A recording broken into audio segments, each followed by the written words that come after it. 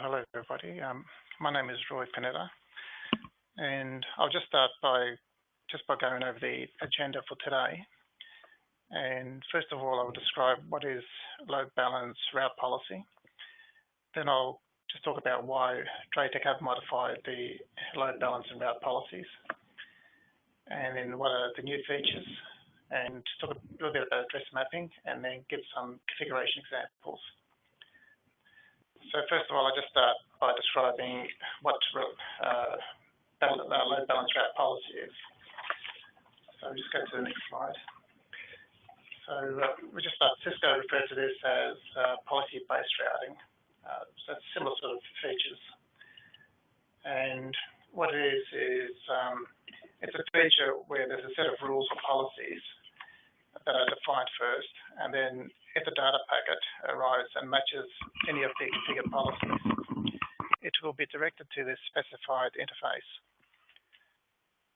And then in this diagram just below here, it just shows you one example where any traffic from LAN 1 is shown in green there, and that's is directed through to the internet through WAN 1. And traffic from LAN 2, shown in blue, is directed to the internet through WAN 2. So just a very basic application.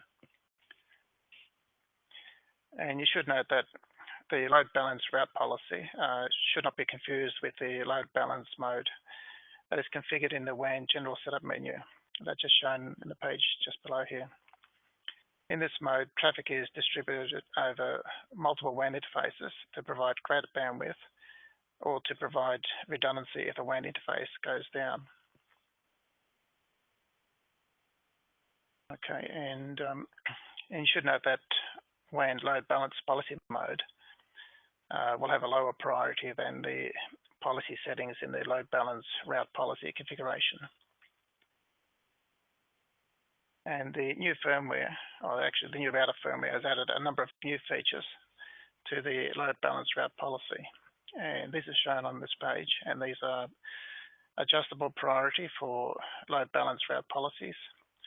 More interfaces can be selected. The source, destination, and IP subnets can be selected.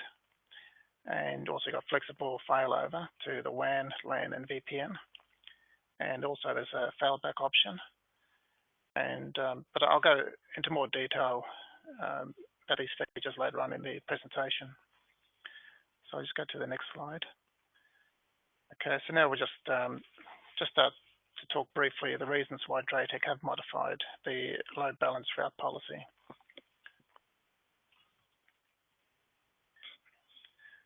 So in the past, the load balance policy overrode the interLAN routing configured in the router. We can use this diagram shown here to describe what is happening. So you can see you've got LAN 1 and LAN 2 and the router with two WAN connections.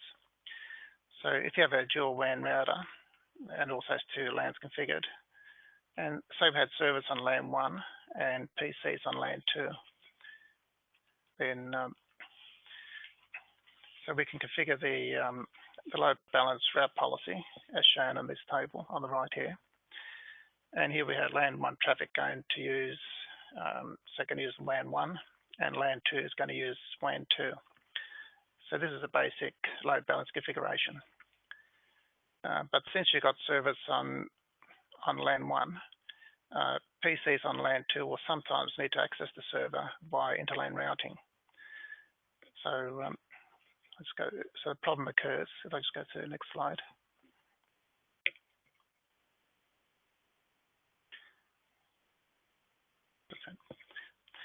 So the problem occurs that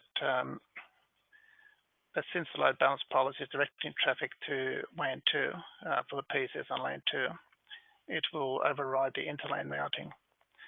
And the result is that PCs on LAN 2 will not be able to access the server, which is on LAN 1. So what DrayTek have done, actually what you need to do with the old setup is, so to overcome this, we need to create an additional route policy for LAN 1 to access LAN 2. And this is going to be the first rule, and that's shown here under index 1. And since the rules are running in sequential order, you need to place that at the very top. So this is okay, but you find that when it can get a bit complicated later on. So as you can see here in this diagram, if you have multiple subnets, you will need to create multiple rules to cover all of the required paths. And this can become cumbersome.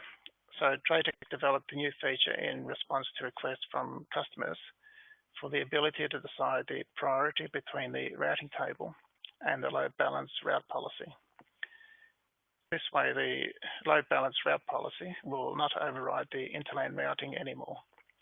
Hence the release of this firmware that has this new feature. And I'll just go next one. So I'll just quickly go through what the new features are in this load balance route policy. And the new load balance route policy is available in the routers shown on this list here, and the firmware version when this will become available. So the list includes the VIGA 2760, 2860, 2912, and 2925. You should know 2760 is a simple WAN router, but the new load balance route policy does include routing to LANs and VPNs and DMZ, so it will apply to this router as well. And this firmware is not yet available, but will be in the future for the 2760.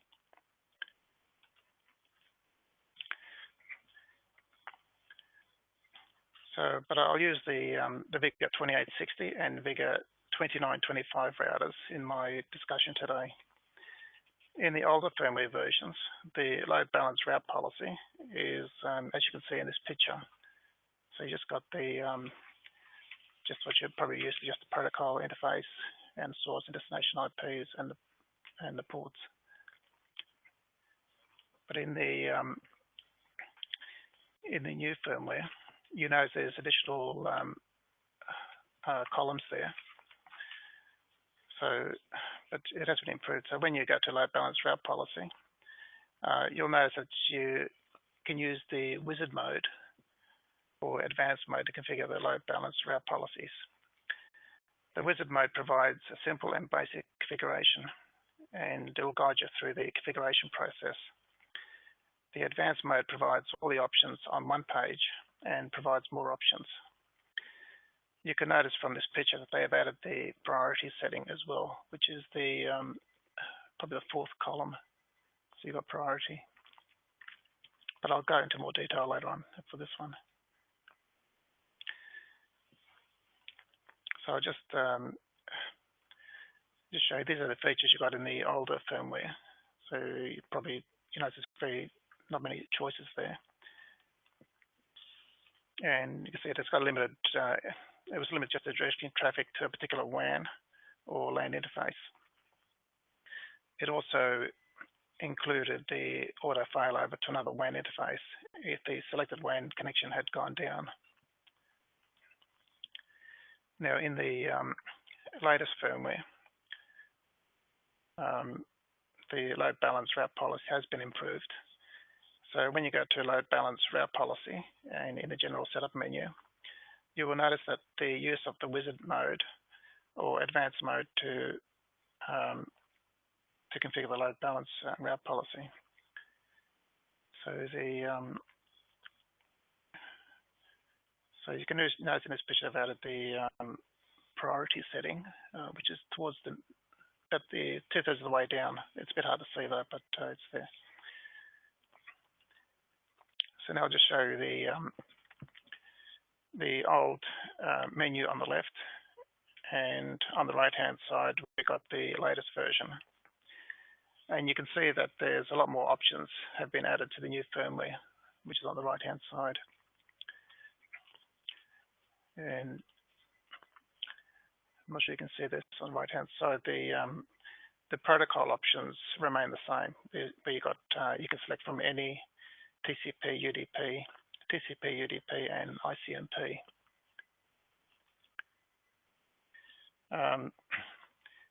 In the new version, the source IP address option lets you select the whole IP subnet, and you can select one of the predefined subnet masks to specify the IP range.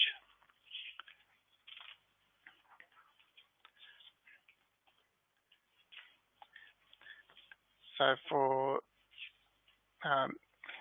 send option, actually it's called send if criteria matched option in the older version, the WAN, LAN, and VPN options are all in one pull-down menu. And you'll notice that in the new firmware on the right-hand side, that now the WAN, LAN, and VPN options are split into, make it a bit easier for you to select the required option. And the interfaces you can select include WAN, LAN, IP routed subnet, and DMZ subnet. And also now VPN trunks are supported, so you can choose the required VPN trunk member in the VPN profiles.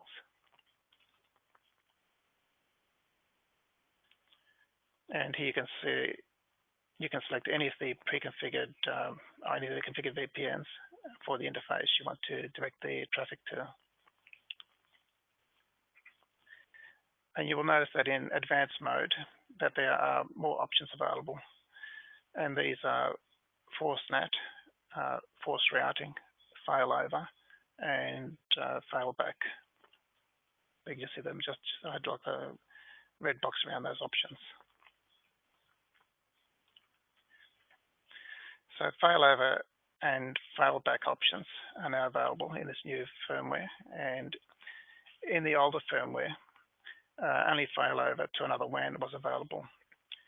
Now in the new version, failover, it's more flexible. You can failover to the default WAN or LAN with the designated gateway. You can also failover to a VPN trunk or failover to another route policy. So you can have many layers of failover that you can use. When the primary WAN is specified in the load balance policy files, traffic will be directed to the second WAN selected in the policy settings. So now just to quickly talk about failback. And there are two options here. The first is immediate failback, and as you will be able to see in the menu, existing sessions existing sessions affected by this policy will be cleared immediately when the original interface comes back online. Any new sessions will need to be established on the new WAN when it comes back online. You may want this if you want to failover to a 3G or 4G network where data charges are high and you want to minimize data usage charges. And the other option is gradual failback. So here you do not select failback, and sessions will end normally on the backup interface. And new sessions go through to the original WAN when it comes back online. But it may take a while for all the traffic to move to the original WAN. Let's go to the next one. And the last new feature I'll mention is the adjustable priority option. And this option lets you select the priority of the load balance policy rule. A lower number will have a higher priority. So on the right-hand side, you've got 0, which is the lowest, and 200, 250 rather is the highest. So but the priority settings can be between 1 and 249, and determines the order the policy rules will be implemented. So as mentioned earlier, the lower number has higher priority. If two rules have the same priority, say at 200, which is the default setting, then the rules will be implemented in sequential order, which will be top to bottom. You should note that routes in the routing table in the router, including configured static routes, have a priority value of 150, which is just highlighted there. It's in the middle. So a priority setting of less than 150 for a load balance priority rule will override any routes in the routing table.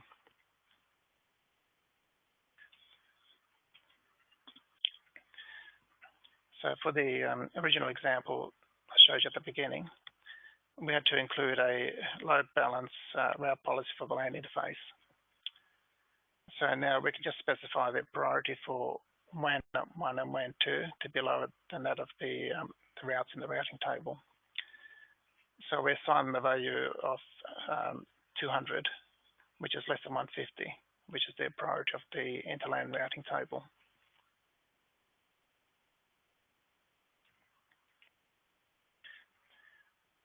So the result will be that fewer rules are required.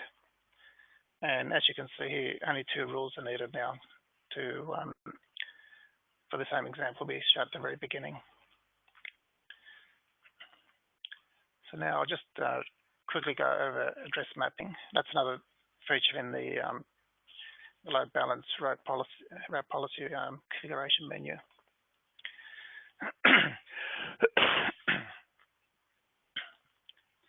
Yeah, address mapping was a separate menu option in older firmware versions. Now in the later firmware versions, it has been integrated into the load balance route policy. Address mapping is used to specify an outgoing IP address for a particular device on the LAN. This is used when you have a block of public IP addresses in the router under WAN IP aliases. So you can see, I'll just show you quickly the steps to configure address mapping with route policy. So first you will need to have a block of IP addresses entered as WAN IP aliases in the router. So that's what I was just showing here. So as you can see here, we have 2 IP addresses entered. These are 172.17.1.1 for index 2 and 172.17.2.2 for index 3. And you have to remember not to join the NAT IP pool option. So if you select that, it won't work for these 2 addresses. These 2 IP addresses will appear in the pull down list in the route policy setting. So now we go to the load balance route policy menu and enter the source IP address for the devices in the LAN that we want to use the outgoing, specify the outgoing IP address. So here we have entered the IP address, actually put the range in 192.168.1.20 to 192.168.1.30 as the source IP. And then we select any for the destination IP. And then you can see sort of 2/3 of the way down, we got, we under send to if criteria matched option, we select WAN 1 for the interface, and then select the first WAN PI alias, which is 172.17.1.1, and also use the default gateway. We can also select auto failover to another WAN, so the traffic will be sent via another interface when the path fails. But do not enable this option if you want traffic to only use the designated IP address. And then we just click OK to save, and that's what we have to do. And now any traffic going out to the internet from the computers in the range 192.168.1.20 to 192.168.1.30 will have the outgoing IP address of 172.17.1.1.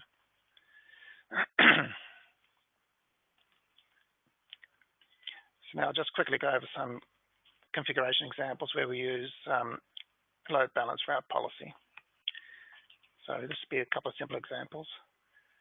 So I will just start with an example using the most common function, and that is to direct traffic from a source IP address or a range of IP addresses to the selected WAN interface.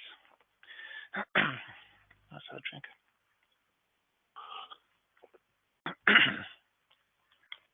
So, for example, you may have a mail gateway that only accepts SMTP mail from its ISP. So SMT mail has to go out through this ISP's WAN connection. So for example, you may have an internode ISP connection on WAN 1 and WAN 2 is connected to a Telstra, but the SMTP gateway is on the internode network. Then in this case, you may want SMTP mail to always go through WAN 1. An easy way to configure this is to have all traffic from the mail server, which I just got shown in the diagram as 192.168.1.10, to go out via WAN 1. So we set the protocol to any and set the source IP to be that of the mail server, which is 192.168.1.10, and have the destination set to any. But for the interface setting, we select WAN 1 as the default gateway. And I think I've got this here on this next slide here. I've got the settings.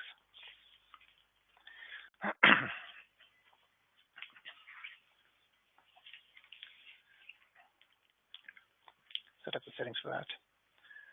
So that's a fairly simple example. Now just go through another example here. And here we want a range of IP addresses, which is 192.168.1.10 through to 192.168.1.100, going to destination IP address of 8.8.8, and then regardless of the protocol used in the destination ports. And we also want this traffic to go through VPN 1, which is called DrayTek.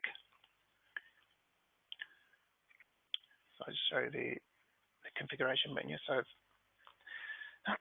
first of all, we'll need to select the first available index.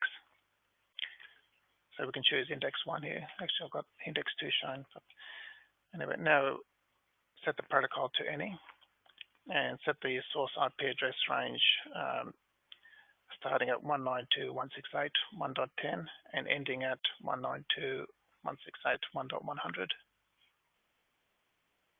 I think my screenshot's not quite correct there. So for the destination IP, we enter the start of the IP address range to be, which is 8.8.8.8. And as we are only looking at a single destination IP address, and for the destination port, we select any. The last step is to select the VPN as the interface. So you can see that it's just under D on the diagram, on the picture there. We select VPN 1, and we'll use the we'll use their default gateway.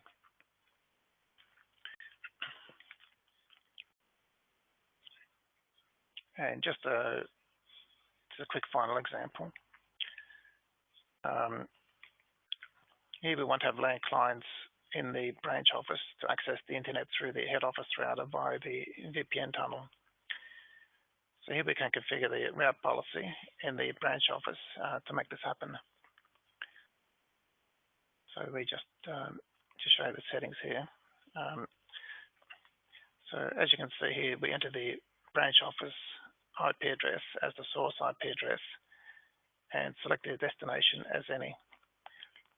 For the interface, we select LAN 1 for the gateway and enter the IP address for the firewall router for the headquarters network. And the last step is to set the priority to a value less than 150. So this policy will have a higher priority than that of the routes defined in the routing table. So that way it'll override the VPN will have higher precedence.